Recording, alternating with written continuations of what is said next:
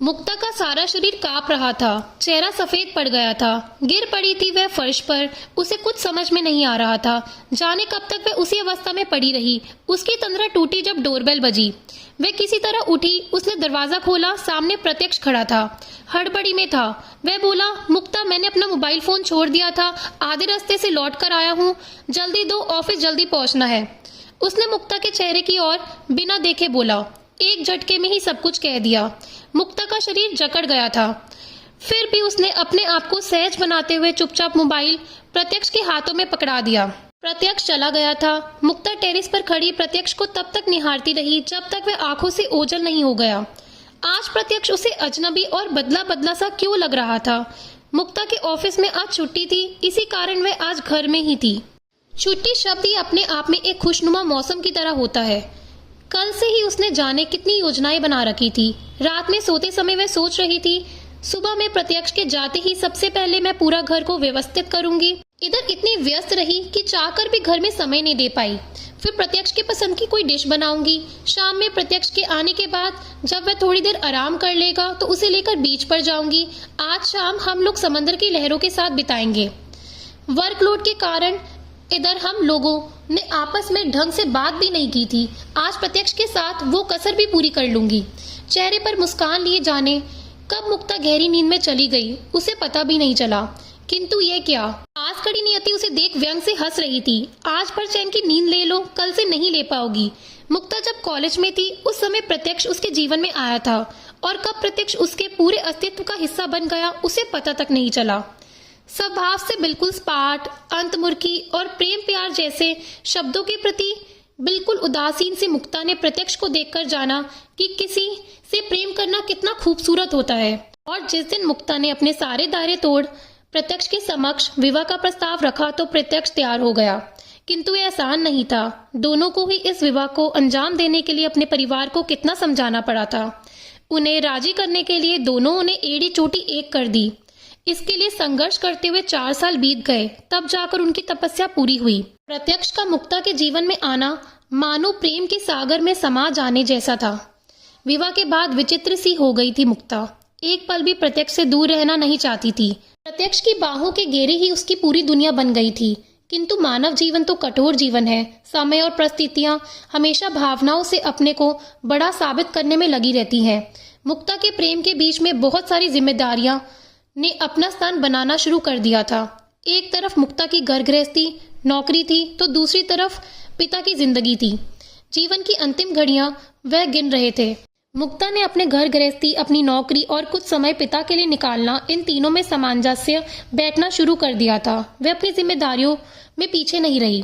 प्रत्यक्ष का प्रेम मुक्ता के जीवन के प्रति उमंग भरता जा रहा था। यह बात जरूर थी कि पहले की तरह प्रत्यक्ष और मुक्ता घंटों बातें नहीं किया करते थे, फिर भी छुट्टी के दिन एक दूसरे के लिए समय निकाल ही लेते थे। मुक्ता 3 जीवन एक साथ ही जी रही थी। पहला उसका ससुराल और दाम्पत्य जीवन, दूसरा उसकी नौकरी और तीसरा इकलौती बेटी होने का फर्ज निभाना। पिता की लंबी बीमारी और उससे जूझती माँ के अकेलेपन को भी उसने बांटने की कोशिश की थी। इन सब के बीच प्रत्यक्ष का सहयोग और प्रेम उसे हमेशा ऊर्जा देता रहा, और वह इसके कारण ही अपनी हर जिम्मेदारियों में खड़ी उतरी थी। कहते हैं कि जब जीवन रूपी गाड़ी पटरी पर सही ढंग से चलती रहती है तो नियति को यह मंजूर नहीं होता कि मानव जीवन के हर क्षेत्र में सफलता कैसे पा सकता है।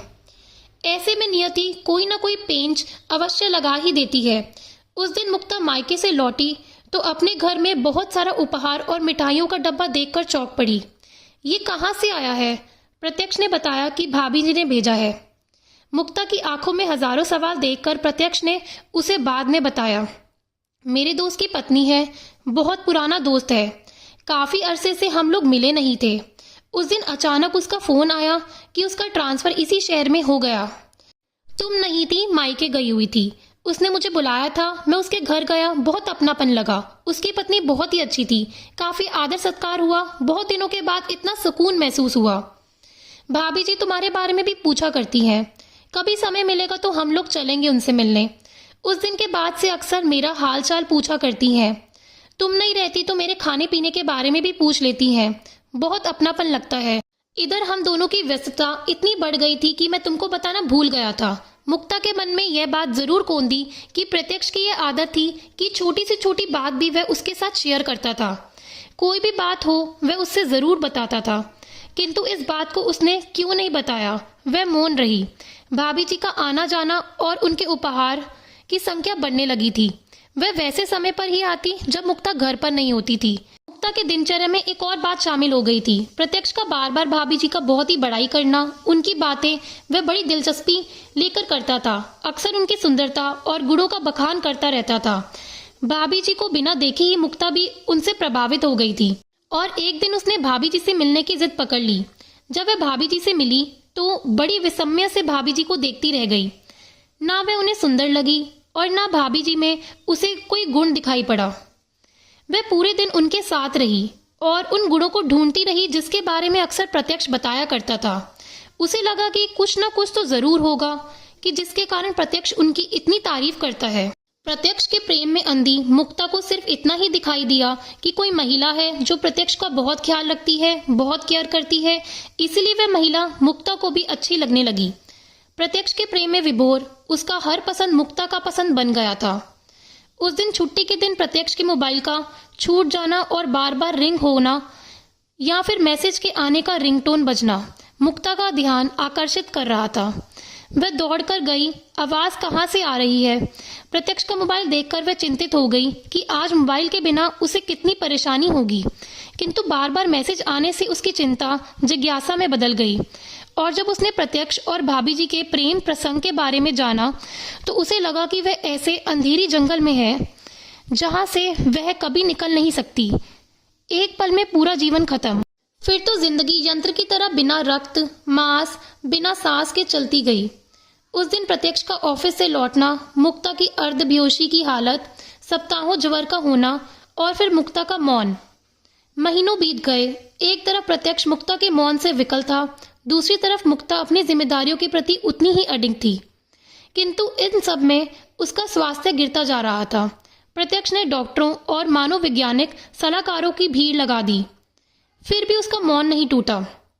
प्रत्यक्ष जान चुका था कि मोबाइल का मैसेज पढ़कर मुक्ता उसके और भाभी जी के संबंधों को जान चुकी थी।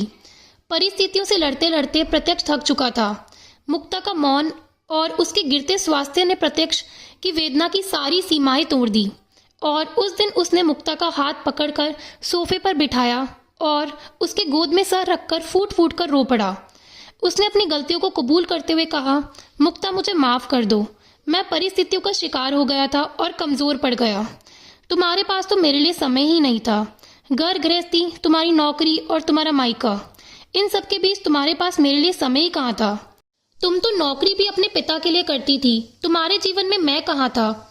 इन सब के बीच में भाभी जी का अपनापन, मेरी परेशानियों का बांटना और मेरे लिए अपने घर गृहस्थी के कार्यों को छोड़कर वह मेरे पास आती थी। उनका अपनापन ही मुझे उनके करीब ले गया। मुझे तो यही लगा कि तुम्हारा मकसद सिर्फ मुझसे शादी करना था। शादी हो गई, तुम्हारा मकसद खत्म हो गया। फिर तुम अपनी दुनिया में रम गई। मुक्ता के होंठ हिले थे, उसकी जुबान थोड़ी लड़खड़ाई। उसने धीरे से कहा, तुमने मेरे प्रेम को इतना ही समझा था। और वह चुप हो गई। उछल पड़ा था प्रत्यक्ष, मुक्ता बोलो, जितना मुझे बोलना है बोलो, तुम्हारी चुप्पी ने मुझे पागल बना दिया है। प्रत्यक्ष के रुझान ने मुक्ता को बोलने पर विवश कर दिया। उसका मौन टूट गया। मेरी दुनिया तो तुम ही थे प्रत्यक्ष, तुम्हारे सहयोग और सानिध्य के बल पर ही मैं 3 नाव की पतवार बनी।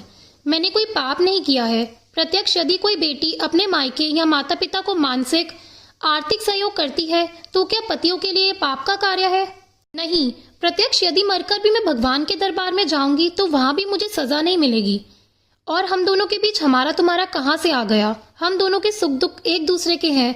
तुम्हारे मन के भीतर इतना कुछ चल रहा था, किंतु तुम्हारे प्रेम और सहयोग के कारण मुझे तो इसका भान भी नहीं हुआ। कम से कम तुम तो खुलकर मुझसे कहते। पति पत्नी के बीच पारदर्शिता होनी चाहिए। अगर तुम्हारी नजर में यह मेरी कमियां थी तो मुझे सही मार्गदर्शन तुमने क्यों नहीं दिखाया? मैंने अपने घर परिवार की जिम्मेदारियों से कभी मुंह नहीं मोड़ा, ना कभी तुम्हारे जीवन को अस्त व्यस्त बनाया। किंतु तुमने तो मेरी पूरी दुनिया ही छीन ली। एक बार खुलकर कहा तो होता। जिन पतवारों को मैंने पकड़ा था तुम्हारे लिए सारे फेंक देती। तुम तो मेरे कार्यों में सहयोग देते रहे, फिर मैं तुम्हारे मन का विरोध कैसे समझ पाती? और लंबे अरसे के बाद मुक्ता का रुदन उस दिन कमरे की दीवारों से टकरा रहा था। महीनों उसने जाने कितने आंसुओं को अपने हृदय में कैद कर लिया था। आज मानो हृदय से आंसुओं का एक एक बूंद निकल रहा था। प्रत्यक्ष बोल पड़ा, रो लो मुक्ता जितना रोना है, क्योंकि यही तुम्हारे अंतिम आंसू होंगे। मेरे जीते जी इसके बाद अब कभी नहीं आएंगे। एक डरावना सपना समझकर पिछला सब भूल जाओ। मेरे जीवन में हमेशा से तुम थी, तुम हो और तुम ही रहोगी। पिछला सब कुछ सिर्फ कुछ पल का भ्रम था जो टूट गया। इन कुछ महीनों में तुम्हारी चुप्पी से मैं पल पल मरा हूँ। मैंने बस इतना ही जाना कि मेरी जिंदगी तो तुम ही हो। फिर कौन सी कृत्रिम जिंदगी ढूंढने में बाहर गया था। प्रत्यक्ष की बाहों के घेरे में जाने कब तक मुक्ता बैठी रही। घने बादल छट चुके थे, आसमान बिल्कुल स्वस्थ था। दोस्तों, अगर आपको कहानी पसंद आई हो तो प्लीज प्लीज लाइक करना और चैनल को सब्सक्राइब करना। धन्यवाद।